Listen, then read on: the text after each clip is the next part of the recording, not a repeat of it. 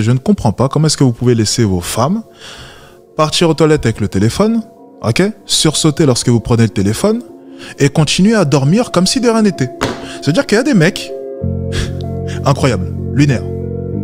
Il y a des mecs, leurs gonzesses, elles ont un comportement suspect comme pas possible. Mais ils arrivent le soir à s'allonger et dormir paisiblement, comme si de rien n'était. Ils sont là, les idiots. C'est les idiots, moi je les appelle les idiots. Ils sont là, tout va bien. Et le soir, ils dorment comme des bébés, comme si de rien n'était. Et ensuite, elle tombe enceinte. Et ces idiots, tout va bien. C'est forcément le mien dans tous les cas. C'est on ne sait pas, déjà dans un premier temps. On ne sait pas. On ne sait pas. Parce que tu n'as jamais vérifié son téléphone. Alors moi, je vais vous donner un conseil. Regardez ce que vous allez faire. Ça, c'est le test ultime. Ça marche à tous les coups. Écoutez-moi bien. C'est ce que je faisais lorsque j'étais basketteur. Ok? Donc, les gars, j'ai du vécu, je sais de quoi je parle. Test ultime. Moi, lorsque j'étais basketteur, j'étais un mec super bizarre. Je vais vous expliquer pourquoi. Moi, les filles, je m'en foutais. Tu vois, c'est honnêtement, voilà, il y avait trop de filles. Voilà, je savais plus, je pouvais plus compter. Voilà, j'étais basketteur pro, donc c'était terminé. J'étais dans le sud de la France, donc imagine, je finissais à Monaco, partout. C'était n'importe quoi. J'avais trop de femmes. Donc moi, ce que je faisais, c'est que j'aimais bien trier. Du coup, j'aimais bien tester un peu. J'aimais bien tester un peu mon emprise. Alors j'étais très malsain. J'étais très malsain. Ça veut dire qu'en fait, même si je savais que cette fille-là, j'allais jamais la marier, je voulais rien de sérieux avec elle, j'aimais bien tester mon pouvoir. J'aimais bien savoir si j'étais bien entré dans sa tête, tu vois. Parce qu'elles étaient toutes là à vouloir du sérieux avec moi. Alex, je veux me mettre avec toi. J'ai entendu que t'étais avec une autre fille, t'as vu un tel, j'en suis sûr que tu vois un tel. Oui, mais on n'est pas en couple, oui, mais. Donc, tu vois, elle pleurait tout le temps. Bref, et moi, j'adorais ça, tu vois. Et ce que je faisais par moment, moi, j'adorais faire ça. Et c'est un conseil, du coup, que je vais vous donner. Tu attends un mois. Écoute bien, un mois. Tu ne regardes jamais son téléphone. Ne te soucie pas de son téléphone pendant un mois. Ok? Un mois. Très important. Vous touchez pas son téléphone. Pas! Vous touchez pas. Vous vous en foutez. Calculez pas le téléphone. Ok? Au bout d'un mois, bah! Tu lui tombes dessus. Un mois.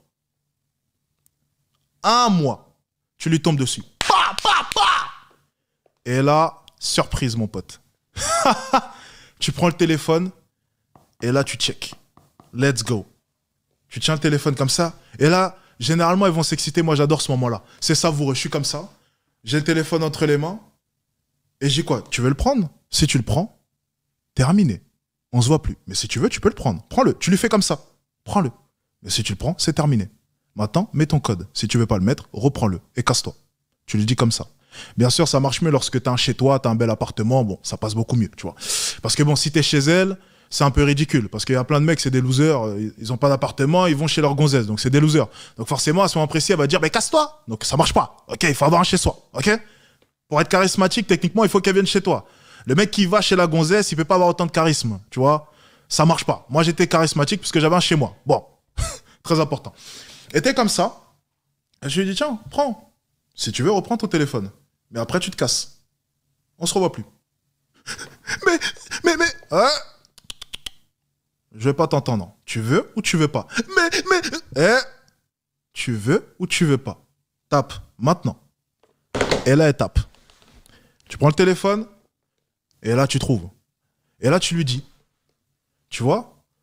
Lorsque je te dis que je veux pas du sérieux. Et que tu me fais croire que tu veux du sérieux. T'arrêtes maintenant. Tu me fais plus chier avec ça. Et là, elle te casse plus les couilles.